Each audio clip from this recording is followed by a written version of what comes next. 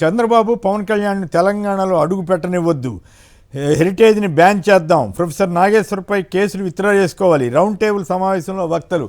తిలక్ గారు చెప్పండి, చాలా సీరియస్గా నిన్న తెలంగాణ జర్నలిస్టులు చాలా ఘాటైన పదాలు కూడా వాడారు. కొన్నింటిని మనం ఒప్పుకోవచ్చు, కొన్నింటిని ఒప్పుకోకపోవచ్చు. కానీ ఈ పరిస్థితిని ఇప్పటికైనా చంద్రబాబు గారు, లోకేష్ గారు లేదా పవన్ కళ్యాణ్ గారు గుర్తించి కనీసం ఇక నుంచైనా పద్ధతిగా ఉంటారా? ఏపీ పోలీస్ వ్యవస్థ అయినా అబద్ధపు కేసులు పెట్టకుండా, పిచ్చికి సెక్షన్లు పెట్టకుండా, తప్పుడు ఆరోపణలు చేయకుండా జాగ్రత్త పడే అవకాశం ఉందా? లేదా తెలంగాణ సమాజం మీద కూడా ఇట్లాగే దాడి చేయొచ్చు, రెడ్ బుక్ తెలంగాణలో కూడా ప్రయోగిస్తామని చెబుతారా? నమస్కారం కేసరి గారు, నమస్కారం సార్. నిన్న తెలంగాణ మేధావి కింద ప్రాచుర్యం పొందినటువంటి నాగేశ్వర్ గారికి మద్దతుగా జర్నలిస్టులు కానివ్వండి, సంఘంలో సామాజిక సేవ చేసేవాళ్ళు కానివ్వండి, మేధావులు కానివ్వండి, ఒకచోట సమావేశమై ఆంధ్రప్రదేశ్ ప్రభుత్వం తీసుకున్నటువంటి చర్యలు, పెట్టిన కేసుల గురించి మాట్లాడారు. సరే, ఒక మేధావికి అన్యాయం జరిగినప్పుడు, ఆవేశం వచ్చినప్పుడు కొన్ని పదాలు అటు ఇటు ఉంటాయి. దానిలో భావం తీసుకోవాలి తప్ప ఆ పదాల గురించి వాటి గురించి మనం అనుకోకర్లేదు. మొత్తం మీద ఏంటి, సరే అక్కడ జరిగిన తర్వాత అయినా సరే వీళ్ళలో మార్పు వస్తున్నాయి నేనైతే అనుకోవట్లేదా? నేను అనుకోవట్లేదు. ఎందుకంటే పవన్ కళ్యాణ్ గారు కొంత తగ్గి నేనే వద్దన్నానని చెప్పినప్పటికి కూడా లోకేష్ గారు ఇంకా దాన్ని రెచ్చగొట్టడానికి ప్రయత్నం చేస్తున్నాను. కారణం ఏంటంటే ఈ మేధావులకి, పత్రికా రంగానికి, మాధ్యమాలకి, పవన్ కళ్యాణ్కి మధ్య అగాధం సృష్టించాలనేది లోకేష్ గారి ప్రయత్నంలా కనిపిస్తున్నారు. పవన్ కళ్యాణ్ గారు కొంచెం అడుగు వెనక వేసి కేసు వద్దన్నప్పటికీ లోకేష్ గారు మాత్రం తగ్గకుండా ఇంకా దూషించడం నాగేశ్వర్ గారిని, అది పవన్ కళ్యాణ్ గారికి అగాధం సృష్టించి ఆయన్ని ఒంటరి చేయాలనే ప్రయత్నంలాగా కనిపిస్తున్నారు. పోతే తర్వాత ఒక మేధావికి ఒక ప్రభుత్వం చేస్తున్నటువంటి అన్యాయం కానివ్వండి, ప్రభుత్వం వైఖరి గురించి కానీ తెలంగాణలో మేధావులు స్పందించినట్టుగా ఆంధ్రప్రదేశ్లో కూడా స్పందించాలని నేను కోరుకుంటున్నాను. అక్కడ నాగేశ్వర్ గారికి జరిగిన అన్యాయం గురించి ఇవాళ చర్చ జరిగింది. నిన్న ఆంధ్రప్రదేశ్లో ప్రతిరోజు జరుగుతామని ఒక జర్నలిస్ట్ కాదు, ఒక సామాజిక సేవా కార్యకర్త కాదు, మహిళలు కాదు, వాళ్ళ ఇష్టం వాళ్ళని వ్యతిరేకించిన వాళ్ళ అందరి మీద కేసులు పెట్టడం, హింసించడం, దాడులు చేయటం ఇవన్నీ జరుగుతున్నాయి.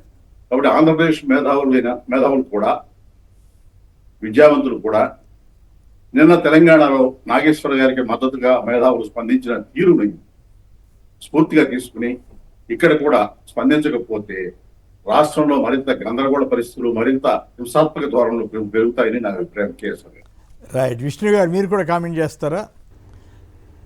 తెలంగాణ సమాజం ఉన్నంత గట్టిగా ఆంధ్ర సమాజం ఉండలేకపోతుందా సార్? ఇప్పుడు అంతేగా సార్. ఇప్పుడు ఏంటంటే ఇక్కడ ఆంధ్రప్రదేశ్లో ఏ రాజ్యం నడుస్తుందో, ఎలా నియంతృత్వ పరిపాలన కొనసాగుతుందో, పోలీసు రాజ్యం, పోలీసు ఇంటర్ఫీరెన్స్ ఏ రకంగా ఉందో మనం చెప్పడం కాదు, పొలిటికల్ పార్టీస్ చెప్పడం కాదు, మేధావులు చెప్పడం కాదు, సాక్షాత్తు ఆంధ్రప్రదేశ్ హైకోర్టే అనేక సందర్భాల్లో అనేక రకాలైనటువంటి కామెంట్స్ చేసింది.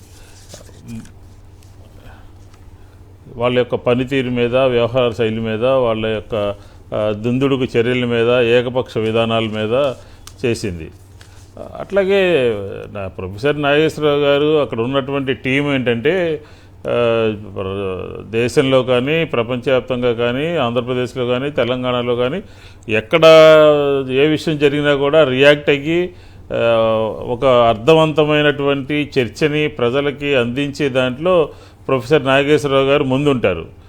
ఇక్కడ ఆశ్చర్యకరమైనటువంటి విషయం ఏంటంటే కేసులు రిజిస్టర్ చేయడము, పోలీసులు వెళ్ళటం కాదు, అసలు అది ఎక్కడ జరిగింది, ఎక్కడ ఎవరు చెప్పారు, అలాంటిదేమీ జరగలేదు అని ఆ కంటెంట్ మీద క్లియర్గా మాట్లాడలేకపోతున్నారు, చెప్పలేకపోతున్నారు. అక్కడ ఉన్నటువంటి 3 పేర్లు ప్రస్తావించినట్టు ఆయన పవన్ కళ్యాణ్ గారు కానీ, మనోహర్ గారు కానీ, ఇద్దరు ఉన్న భారతీయ జనతా పార్టీ అమిత్ షా గారు ఉన్నారన్నారు. ఆ భారతీయ జనతా పార్టీ సైడ్ నుంచి రాలేదు.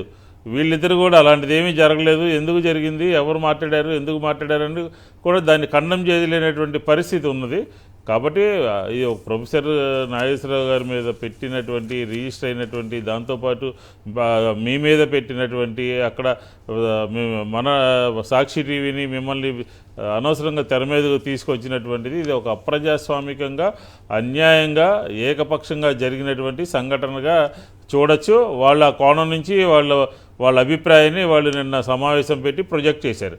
ఇది తప్పు, ఇది సరైనటువంటి విధానం కాదు. మీ ఆస్తులు, మీ ఇల్లు, మీరంతా కూడా ఉండేది తెలంగాణలో. తెలంగాణ గొంతుకని నొక్కేటటువంటి ప్రయత్నం చేయడము, తెలంగాణ వాయిస్ని లేకుండా చేయాలని చేసేటటువంటి ప్రయత్నం సరైనటువంటి చర్య కాదు అని చెప్పని క్లియర్గా వాళ్ళు చెప్పడం జరిగింది ఆంధ్రప్రదేశ్ ప్రభుత్వానికి, ఆంధ్రప్రదేశ్ కూటమికి, ఆంధ్రప్రదేశ్ పోలీస్ యంత్రాంగానికి.